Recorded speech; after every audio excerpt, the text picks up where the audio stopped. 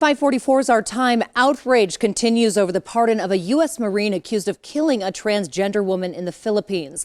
On Sunday, Lance Corporal Joseph Scott Pemberton was deported back to the U.S. after the president of the Philippines pardoned him for the 2014 killing of Jennifer Lott in Manila. This case has renewed discussions regarding transgender rights. Denver 7's Micah Smith and producer Stephen McNellis talked to local activists who shared their experiences here in Colorado. Everybody's welcome here. Whose voices are heard in a movement? Everybody's welcome here. Even when a message is laser focused.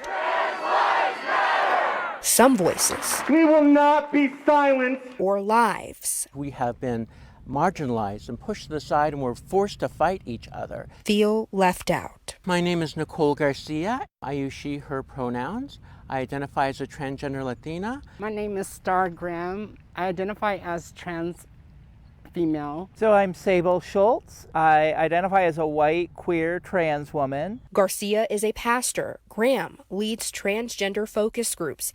And Schultz is manager of transgender services at the Center on Colfax. For years, each has fought for equal rights for the transgender community here in Colorado. But despite progressive policies, they say the state isn't always as accepting as some may think. The largest church in Boulder, Presbyterian Church, seceded from the main Presbyterian church because they agreed to ordain gay and lesbian pastors. Transgender women of color and Latina trans women have a hard time here getting started.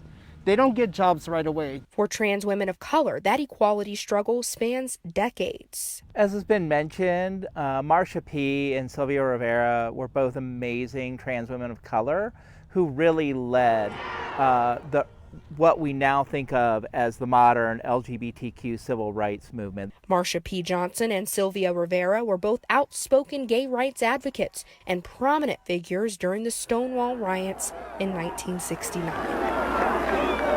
Even today, we see trans women of color as leaders and activists when it comes out to speaking out against police violence and police harassment.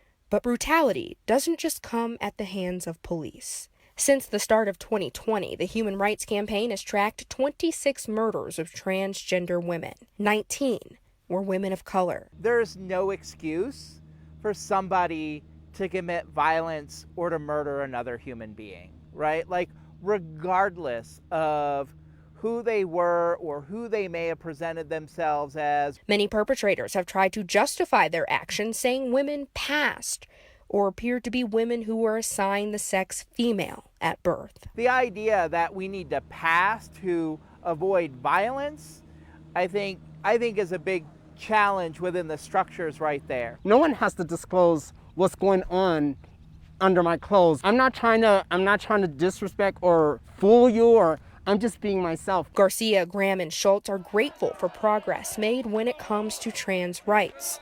But they want everyone to know they simply want to be themselves. We're not trying to take anyone's space or trying to be like anyone. We're just being ourselves, and we just want to be accepted wholly. I just want to be recognized for the gifts and talents that I have. And as the world battles for inclusion, these three women want just that.